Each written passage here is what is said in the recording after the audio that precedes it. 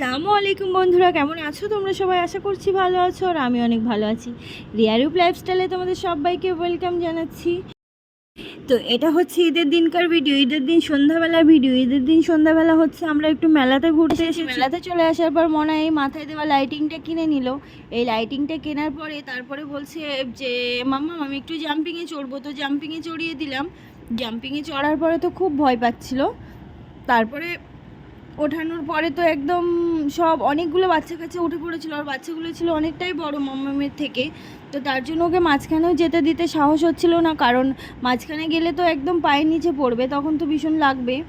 আর ওখানে লাগলে তো কেউ কাউকে কিছু বলতেও পারবো না, কারণ নিজের ইচ্ছে সবাই সবার বাচ্চাকে ওখানে ওঠাচ্ছে। তো তার জন্য আমি মাম্মামের হাত ধরে রেখেছি, আর মাম্মাম লাফাচ্ছে। Let's go. ভয় পাচ্ছিল এর উপর, ফার্স্ট টাইম উঠছে তো তার জন্য। তো তারপরে টাইম শেষ হয়ে যাওয়ার পর আমরা ওকে নামিয়ে নিলাম। তারপর বলছে এটাতে চড়বে, এটার নাম কি আমি সঠিক জানি না, এর উপরে চড়বে বলছে। তো এর উপরে কিছুটা চড়েছিল, পুরোটা উঠতে পারেনি, হাফ উঠেছিল, তারপর আবার চলে এসেছিল পাপার কাছে। ওর খুব ভয় করছিল। তারপরে ওটাতে কিছুটা চড়ানোর পরে বলছে গাড়ি চড়বে। তারপরে গাড়ি চড়ানোর পরে আমরা চলে আসলাম হচ্ছে আবার একটা জাম্পিংয়ে। মনাকে একা একা ছেড়ে দিয়েছি। তো এখানে দেখো মনা একা একাই কিন্তু জাম্পিং করছে, কারণ ওখানটাতে ওর প্র্যাকটিস হয়ে গেছে। তো এখানেও একা একাই জাম্পিং করা ট্রাই করছিল। তো তারপরে আরেকটা বাচ্চা চলে এসেছিল এখানে, এটা কিন্তু পুরোটা খালি ছিল। তারপরে আরও দুটো বাচ্চা চলে এসেছে। তারপরে দেখবে আস্তে আস্তে অনেকগুলো বাচ্চা চলে আসবে। তারপরে খুব খুব খুব মজা করেছিল, ইচ্ছে করে করে পড়ে যাচ্ছিল। আর আমি ভাবছি যে ও ভয় পাচ্ছে, তার জন্য আমি বারবার হাত বাড়িয়ে দিচ্ছি যে আমার হাতটা ধরে তারপরে তুমি জাম্পিং করো। তো একবারও হাত দেয়নি কিন্তু আমাকে, আর খুব খুব মজা করছে। আমার মেয়ে সব সময় ঘরের মধ্যে একা একাই থাকে, আমার সাথেই থাকে, মানে এখানে আর কোথায় বা যাবে। একটু যাওয়ার হলে একটু গার্ডেনে নিয়ে যায়, তারপর এখানে ওখানে ঘুরতে নিয়ে যায়, ব্যাস এটাই।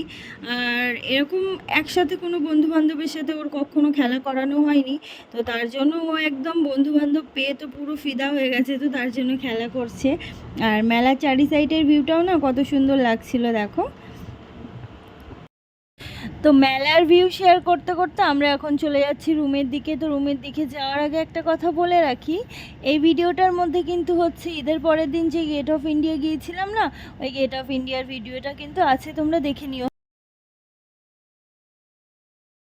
তারপর রাস্তার পাশে দেখি কি এই বাচ্চাটি হচ্ছে পাখা বিক্রি করছে। তো ওর কাছ থেকে এই পাখাটি আমরা নিয়েছিলাম। ও আরও অনেক কিছুই বিক্রি করছিল, কুলার বিক্রি করছিল, লাইট বিক্রি করছিল, অনেক কিছুই ছিল ওর কাছ থেকে। তো ওর কাছ থেকে আমরা এই পাখাটা নিয়েছিলাম। পাখাটা নেওয়ার পরে বাড়ির দিকে আসার পথে মেলার পিছন দিককার ভিউটাও একটু তোমাদের সাথে শেয়ার করলাম। আর মনে এখন যাচ্ছে হেঁটে হেঁটে বাড়িতে। গেট অফ ইন্ডিয়া এটা হচ্ছে ভারতের প্রবেশদ্বার, যা হচ্ছে পশ্চিম ভারতের মহারাষ্ট্র রাজ্যের মুম্বাই শহরে ব্রিটিশ ভারতের সময় নির্মিত একটি স্মৃতিস্তম্ভ। 1947 সালে যখন আমাদের ভারত স্বাধীন হয়েছিল, তো ভারত স্বাধীন হওয়ার এক বছর পরে মানে 1948 সালে ব্রিটিশ সৈন্যরা ভারত ছেড়েছিল কিন্তু এই গেট দিয়ে শেষবারের মতো। আর এটি হচ্ছে তাজমহল প্যালেস বা তাজ হোটেলের সামনে, একদম আরব সাগরের পাশেই অবস্থিত। গেট অফ ইন্ডিয়া হচ্ছে মুম্বাইয়ের সমর্থক ও পর্যটকদের আকর্ষণ। এবারে আসি তাজমহল প্যালেস বা তাজ হোটেলের ব্যাপারে কিছু জানার জন্য। তাজ হোটেল হচ্ছে ইন্ডিয়ার প্রথম 5 স্টার হোটেল, যেখানে কিনা প্রথম বিদ্যুতের ব্যবস্থা এসেছিল। স্টিম এলিভেটরও ছিল, এমনকি এই হোটেলে এয়ার কন্ডিশন বলরুমও ছিল। এই হোটেল গেট অফ ইন্ডিয়ার থেকেও অনেক পুরানো। এই হোটেলের নির্মাণের কাজ শুরু হয়েছিল 1858 সালে, আর পুরো তৈরি হয়ে কমপ্লিট হয়েছিল হচ্ছে 16ই ডিসেম্বর 1903 সালে। আর গেট অফ ইন্ডিয়া নির্মিত হয়েছিল 1924 সালে। তখনকার সময় তাজমহল প্যালেস বা তাজ হোটেল বানানোর জন্য খরচা হয়েছিল 4 কোটি টাকা। ওই সময় এক রাতের ওই রুমের ভাড়া ছিল 10 টাকা। আর যদি তুমি পাখা আর বাথরুম সহ রুম নিতে চাও তাহলে সেই রুমের ভাড়া ছিল 13 টাকা। আর আজকের দিনে এই রুমগুলোর ভাড়া হচ্ছে এক রাতের 33,000 টাকা। এই তাজমহল প্যালেস বা তাজ হোটেলে এক কাপ চায়ের দাম হচ্ছে 500 থেকে 600 টাকা। এই তাজ হোটেল নির্মাণ করেছিল হচ্ছে জামশেদ টাটা। এর মধ্যে ছিল 560টি রুম, 44টি স্যুট, 9টা রেস্টুরেন্ট, 35 জন রাঁধুনি সহ 1600 জন কর্মচারী।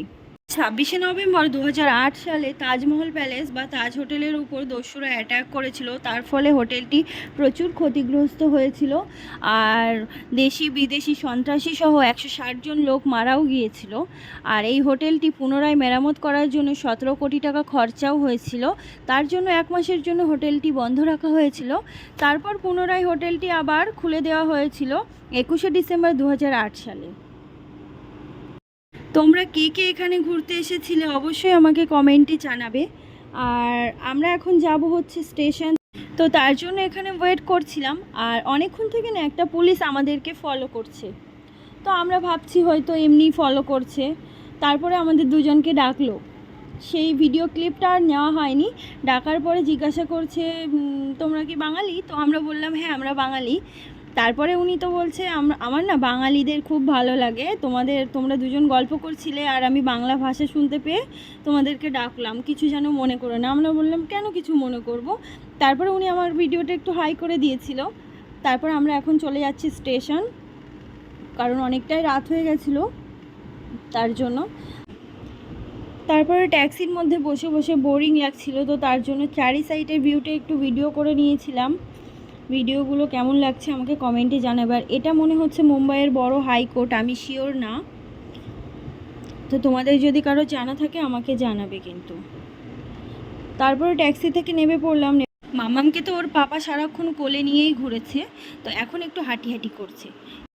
তারপর স্টেশনে চলে এসেছি। স্টেশনে চলে আসার পর ট্রেনও চলে এসেছে, ওই যে দূরে ট্রেন দেখা যাচ্ছে। তো আর আগে ওই যে আসার সময় আমরা রিটার্ন টিকিট কেটে রেখেছিলাম, তো তার জন্য এখানে আর টিকিটটা কাটতে হয়নি। এবারে শুধু ট্রেনটা থামার অপেক্ষা। ট্রেনটা থামলেই হয়, একেবারে ট্রেনে উঠে একদম জানালার ধারে উঠে বসে পড়বো, কারণ ট্রেনটা ছিল পুরোই খালি। অনেকটা রাত ছিল, এত রাত্রেবেলা বেশি লোকজন ছিল না। দেখো ট্রেনটা পুরোই খালি। তারপর কিছু স্টেশন যাওয়ার পর আবার ভর্তি হয়ে যাবে। এবার মামাম এখানে কান্না করছে, ও ট্রেনে উঠবে না, ও এখনও ঘুরবে, মানে ঘোরাঘুরি ওর ভীষণই ভালো লাগে।